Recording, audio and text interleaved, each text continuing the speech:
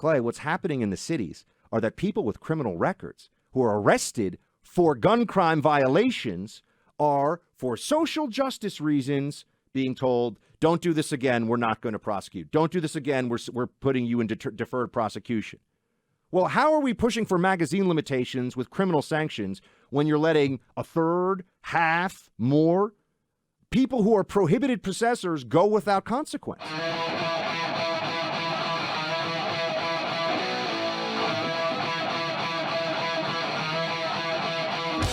I also want to bring it back to the issue of gun control and what there's being, because a lot of states now, Clay, as we've been discussing, are coming up with, New York, I think, is pushing some kind of an assault weapons ban, magazine limitations.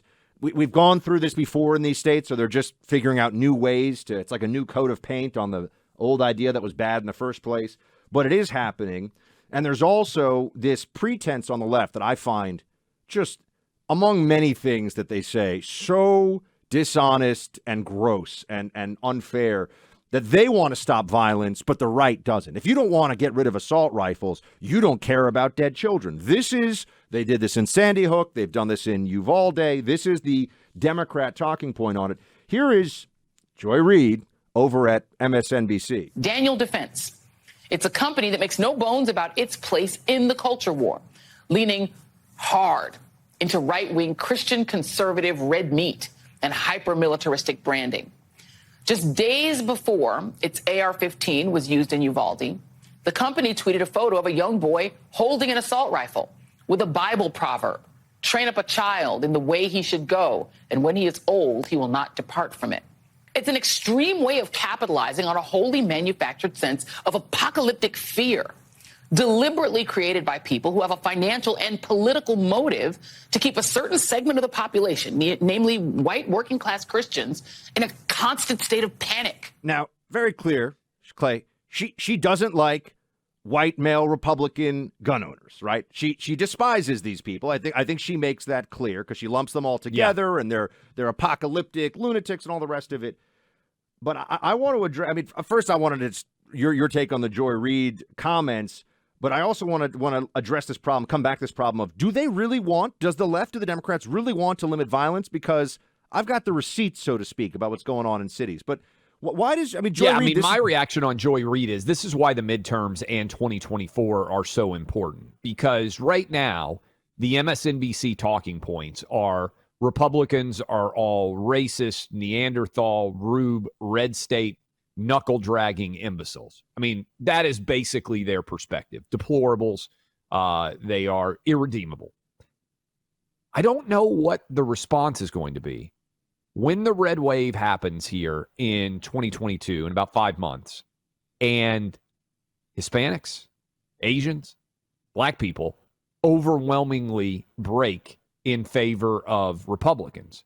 Because the same thing that has destroyed Seattle, which we've been talking about, certainly Portland and San Francisco, Buck, is the woke virus. And it's typically a woke white virus, right? It's not something that is actually embraced by minorities. Hispanic people aren't running around saying, call me Latinx. Most Black people are not running around saying, we got to defund the police. In fact, those groups overwhelmingly support more police and support more safety. Asians certainly are not saying, hey, we've got to have more diversity and inclusion in schools so there's less Asian students in gifted programs like New York City and the Thomas Jefferson School in Northern Virginia. What I believe we are seeing is a revolution that is anti-woke in nature that is going to destroy the Joy Reids of the world in terms of their political prerogative. And we just need it in 5 months to happen because I see that wave, and it ain't racist white people that are leading this charge. It is people of decent sense, white, Black, Asian, and Hispanic all over this country. Totally agree with the political analysis of where we're going. And, of course, Clay, it'll be fascinating to watch, even in some more specific cases, the lectures we'll get about how all those Georgians, including a lot of white Georgians who are going to be super excited to vote for Herschel Walker for Senate, are racist. Yeah. Get ready for course. that. All the racist voting in Georgia that elected Herschel Walker. I mean, but it's going to be hard for them to make that argument, I think, because I think there's going to be more black and Hispanic support for Republicans agreed overall. It will be hard. Do you think they won't make the argument, though? Oh, I think they'll try, Right. but I think that'll just set them up for an even more crushing defeat in 2024. Totally. Okay. Totally on board with that. I also, though, think, Clay, this idea that they want to stop the violence. Beto's standing up on the table. We're going to take all your guns. We're going to stop all the evil Republicans. He does have an unbelievable voice. I'm just like, Beto. I'm like never had a job, and my wife is rich, but other than that, So he's evil Keanu Reeves. He sounds like evil Keanu Reeves like is a great analogy. But here's the reality. As you and I pointed out, I think you actually cited this stat a day or two ago. Mass shootings, horrible, emotional, gut punch. We all know that. Okay, that we don't need. I mean, we all are very aware of it. Less than 1% of fatalities from guns across the country, year in and year out. Less than 1%. That's right. Really more like 0.0 or 0.3 or 0.5%. Okay. So all the other shootings that are happening, how are they happening? Where are they happening? And how do gun laws actually play into it? What's fascinating is that while the left, and I've been digging into this, I spoke to a friend of mine, longtime contact of mine in the district attorney's office in New York.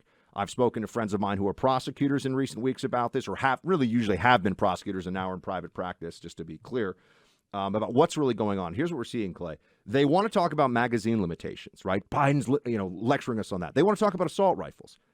Murders are committed with handguns, overwhelmingly. 95% of them. And where are murders being committed and by whom? Overwhelmingly in cities, overwhelmingly by young males. Disproportionately young African-American males who disproportionately target young African-American males as well. That's right. This is what the data tells us. You look at New York City, and hat tip to my friend Joe Borelli of the city council here. Clay, in 2021, there were about 4,500 arrests for carrying or using a firearm. Of those, only 46, he published all this in the New York Post, were prosecuted under federal law. 983 of those cases were outright dismissed. Now, I know what the talking points will be from the libs. Oh, but maybe there was an evidentiary problem. Really? Possession case, Clay, you're a lawyer and you tried cases. Usually you catch a guy with an illegal gun, you've got him with an illegal gun. You're telling me that almost 1,000 cases dismissed?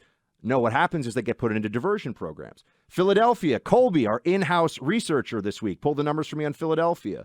Firearms possession by prohibited person, meaning somebody who is not allowed to have a firearm under any circumstances, right? It's criminal for them to have it because they're a criminal.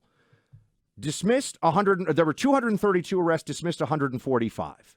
So more than half, if my numbers are correct here, are being dismissed out of hand. Clay, what's happening in the cities are that people with criminal records who are arrested for gun crime violations are, for social justice reasons, being told, don't do this again, we're not going to prosecute. Don't do this again, we're putting you into deferred prosecution. Well, how are we pushing for magazine limitations with criminal sanctions when you're letting a third, half, more people who are prohibited possessors go without consequence? And they want to stop violence. This is what soft on crime is. Remember, our good friend Jen Psaki was like, look at Fox talking about soft on crime. What does that even mean? Well, it means that you don't prosecute people when they commit potentially violent felonies because you're trying to avoid putting too many people behind bars because you've decided that's racist. All right. So here's the big question. And this is Joe Biden is incapable of this. And by the way, he's speaking on gun violence tonight at 7:30 Eastern as they desperately try to find something to grab a hold of as a part of the midterms. Here's the deal. You should look, if you truly want to solve a problem, at where is the problem coming from? And as you just mentioned, Buck, if you eliminated all mass shootings, which God, I wish we could do it, right? No one is in favor of mass shootings. You would still have 99% of the violence problem. And what you see is in order to go after the violence problem, the solution we know. Do you know what it is? Put more cops on the street in inner city neighborhoods and allow them to enforce the law in terms of arrest, and then have prosecutors who actually prosecute to the fullest extent of the law.